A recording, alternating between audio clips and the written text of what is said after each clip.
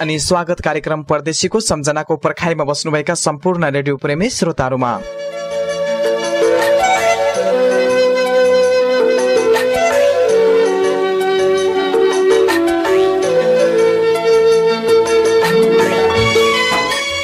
यो कार्यक्रम सल्यान प्रवास सेवा समाज मलेसियाको उत्पादन मलेसियाको कोलालम्पुरमा रेकर्ड गरी रेडियो राप्ती एफएम 104.8 मेगाहर्जमा हरेक साताको आइतबार अपराह्न 4:15 देखि 4:45 बजेसम्म र रेडियो शारदा एफएम 99.2 मेगाहर्जमा हरेक साताको मंगलबार बिहान 8:30 देखि 9 बजेसम्म र यसै गरी इन्टरनेट अनलाइनमा www.radiosarada.org मा विश्वको जुनसुकै कुनामा रहेर पनि यो कार्यक्रम सुन्न सक्नुहुन्छ। आदरणीय श्रोता मित्रहरू, आजको कार्यक्रमको यस श्रृंखलामा मलेसियाको कोलालम्पुरदेखि कार्यक्रम संयोजक कलिराम घरती मगरसँग आजको कार्यक्रमको यात्राभरको साथी म कार्यक्रम प्रस्तोता पोषण परियार करिब 1 साताको नमिठो विश्रामपछि कार्यक्रमको यो अर्को श्रृंखलामा आइपुगेका छौं।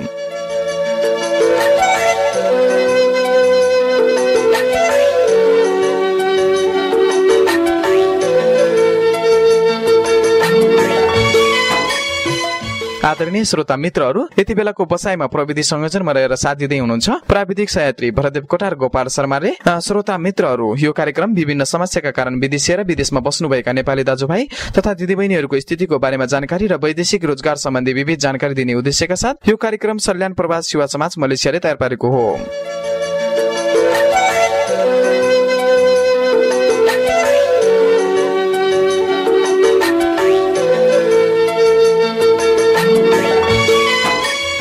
आदरणीय श्रोता मित्रहरू, विदेशमा बसे पनि आफ्नो घर परिवार आफन्तजन र जन्मभूमिको मायामा बहने तपाईका आफन्तजनहरूका सन्देश र नेपाली दाजुभाइ तथा दिदीबहिनीहरूले विदेशमा भोग्नुभएका जस्ताको तस्तै अनुभव र वैदेशिक रोजगार सम्बन्धी विविध जानकारी र मिठा मिठा गीत संगीतको साथमा सदा चाहिँ आजको यो श्रृंखलामा उपस्थित भइसकेका छौं।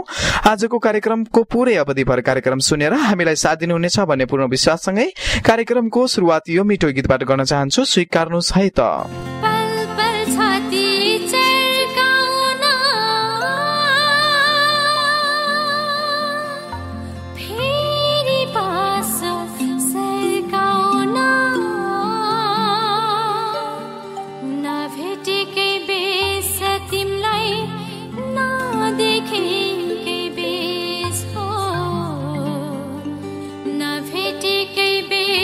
तिमलाई नदेखे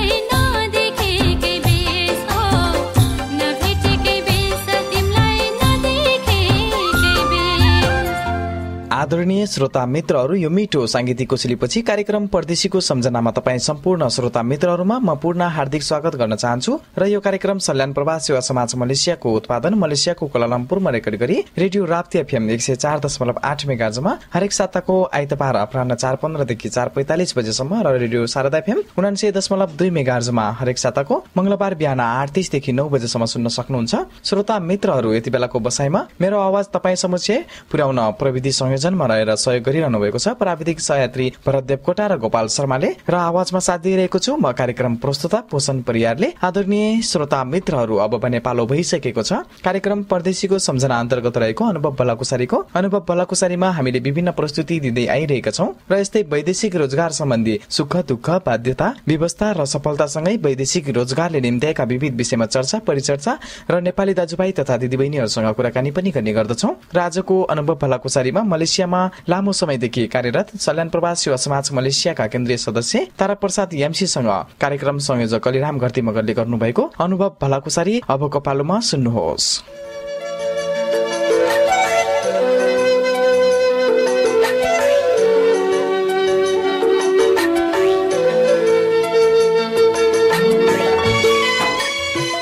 आदरणीय श्रोता, कार्यक्रम परदेशीको सम्झना अन्तर्गत अनुभव भलाकुसारी स्तम्भमा म अलिराम घरती मगरको हार्दिक स्वागत तथा अभिवादन।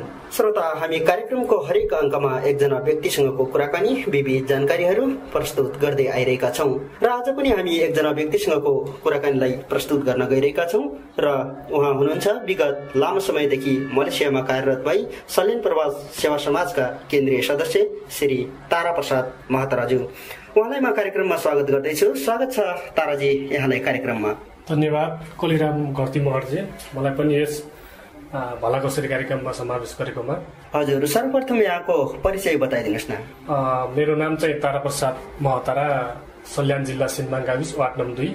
हजुर, हामी कार्यक्रम परदेशीको सम्झना अन्तर्गत अनुभव भलाकुसारी स्तम्भमा विशेष गरी परदेशमा भइपरि आएका अथवा परदेशमा आफूले सङ्घालेका विभिन्न अनुभव अनुभूतिको बारेमा कुराकानी गर्ने गर्छौं र तपाईँ विगत लामो समयदेखि मलेसियामा कार्यरत हुनुहुन्छ। मलेसियामा कार्यरत हुँदाका के कस्ता सुख दुःखका अनुभव अनुभूति सङ्घाल्नु भएको छ यहाँले? हजुर, म घरदेखि अब मलेसियासम्म आइयो के अरे, अब आए पनि अब अहिले मेरो 3 साल करार अवधि चाहिँ अब सिद्धिनलाई 1 महिना मात्रै बाँकी हो।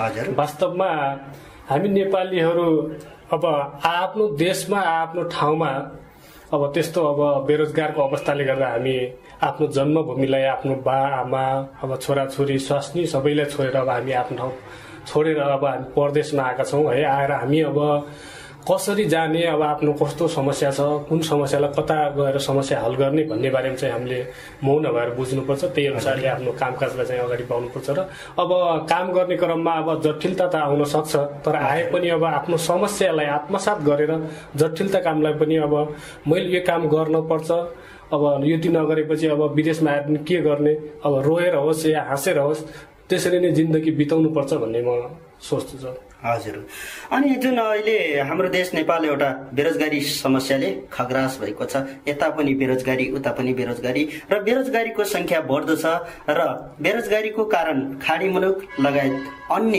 मुलुकहरूमा एउटा नेपाली युवाहरू विदेश पलायन हुनेको संख्या बढ्दो छ। त्यस्तो साथीहरू, जुन साथीहरू आउँदै हुनुहुन्छ, जुन विदेश आउने पलायन गर्दै हुनुहुन्छ, त्यस्तो साथीहरूलाई हजुरले के महत्त्वपूर्ण सुझाव सल्लाह दिन चाहनुहुन्छ?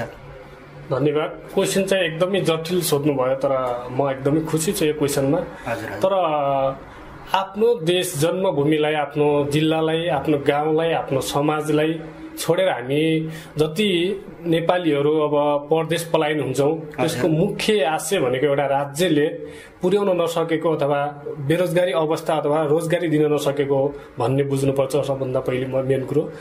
र आउने सम्पूर्ण मित्रहरूलाई म के भन्छु भने सकभर त हामी आफ्नो देशमै रोजगार हुन्छ अथवा कुन काम गरेर जस्तै 10,000 कमाउने ठाउँमा 5,000 कमाएर नै आफ्नो गाउँमै, आफ्नो समाजमै, आफ्नो गाउँ आफै बनाऊ भन्ने भावना भएको मान्छे छ भने सकभर त अब यहाँ विदेशमा आएर 20,000 कमाइन्छ, 10,000 कमाइन्छ भने आफ्नो गाउँमै 5,000 कमाएर त्यसैमा नै सन्तुष्ट हुन अझ उपयुक्त मान्छु म सर। तर दोस्रो कुरो के छ भने अब नाइ नहुने जटिलता समस्या पर्छ, मलाई पनि त्यसै भएको हो र सम्पूर्ण साथीहरूलाई पनि त्यसै हुन सक्छ। तर परदेश आउँदै नआउनुहोस् त भन्न खोजेको होइन, तर पनि वास्तवमा मैले भन्न खोजेको मात्रै कुरा के भने यदि विदेशमा आएर धेरै सपना बोक्नुभन्दा थोरै सपनामा आफ्नै देशमा, आफ्नै गाउँमा सपना पूरा गर्दा अझ उपयुक्त हुन्थ्यो।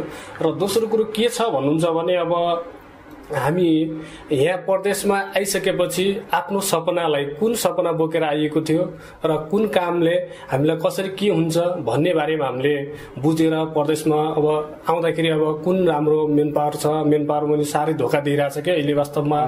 कतिपय साथीहरूलाई मैले भेट्छु, अब मेरो पनि 3 सालको अन्तराल भइसक्यो, त्यसले गर्दाखेरि हल्का मलेसियाको भाषा पनि अब यताउति गर्दाखेरि अब साथीहरूलाई मैले भेट्दाखेरि सर म त यस मेन पावरदेखि आएको सर, साह्रै उ भयो, 900 बेसिक दिने भनिरहेको थियो, 500 बेसिक गरायो, 400 दिइरहेको, त्यसमा के काटिरहेछ भन्ने खालको समस्या यहाँ मैले धेरै देख्छु मलेसियामा। तर त्यो नभएर यदि आउने साथीहरूलाई म के पूर्ण आग्रह गर्छु भने मेरो तर्फबाट म एउटा विदेशी भएको कारणले गर्दाखेरि आउँदाखेरि राम्रो मेन पावर हेरेर अथवा कुन मान्छेले राम्रो ठाउँमा पठाइरहेछ, यदि राम्रो कम्पनी कुन छ, कुनमा सेलरी छ अथवा एलाउन्स बोनसहरू कस्तो छ सुविधा है, यस्तो खाले हेरेर आउनु होला भन्ने म पूर्ण आग्रह गर्न चाहन्छु सर। हजुर, अनि तपाईँ सल्यान प्रवास सेवा समाजको केन्द्रीय सदस्य पनि हुनुहुन्छ। सल्यान प्रवास सेवा समाज मलेसियाको बारेमा अलिकति बताइदिनुहोस् न।